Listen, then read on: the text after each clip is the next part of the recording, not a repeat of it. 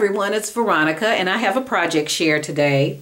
I am entering the ATC Easel Card Challenge on the Facebook group Crafters with Artitude, and Betty, who is Scrap Passion 01 here on YouTube, is the owner of that group.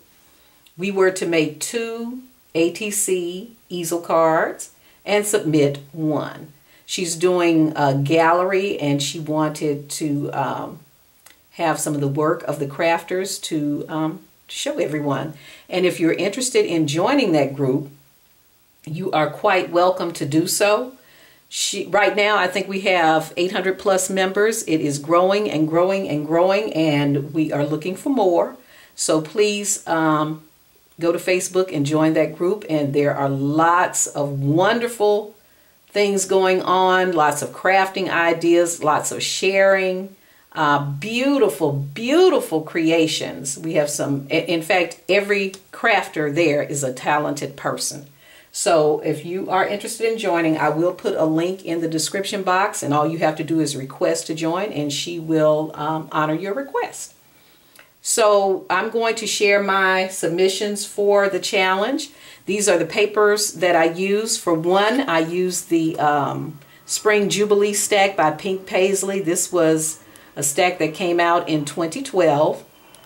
And then for the other, I am using the black and white paper collection from that's by Glitz, and I got this paper pad from Hobby Lobby.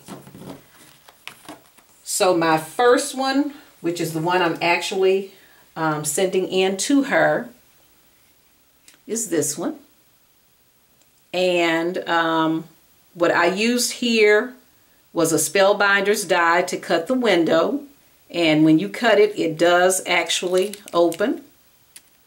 I added pearls here for the knobs on the windows. I added acetate behind the die cut. Pearls here at the top. The corner punch here was a Fisker's punch, and it's called Lace.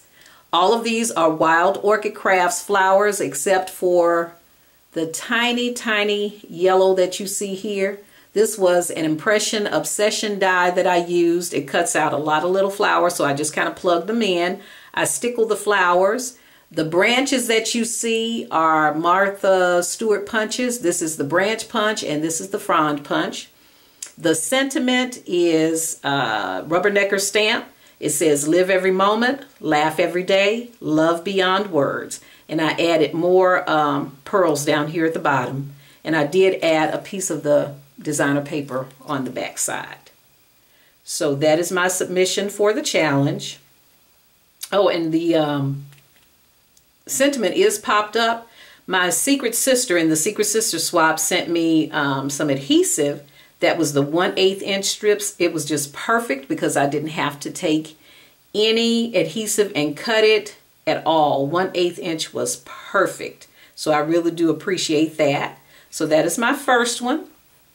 And then the second one, I will be sending to Betty, even though we're only supposed to send her one, but I made this one especially for her. Betty and I are sorority sisters. We are sisters in the illustrious organization Delta Sigma Theta Sorority Incorporated. And this one is done with reds and whites because our colors are crimson and cream, and red and white is acceptable. We also wear violets and pearls. So here you see on the die cut, and this is a Spellbinder's die called French Frills. I added pearls here, and when you cut this out, the 2 pieces cut out separately. So I popped up the dress part on pop dots. I added sheer ribbon here and another pearl. Down here I added flat back pearls. But with these, you know, you have that string in between, and I didn't like that look, so I took some smaller pearls and added those in between to cover those openings up. This is an EK Success punch.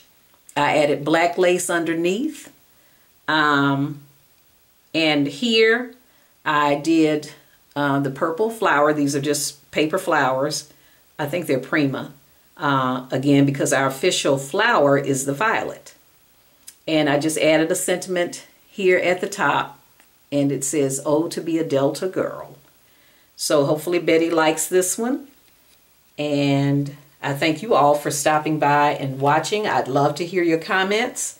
And as always, happy crafting.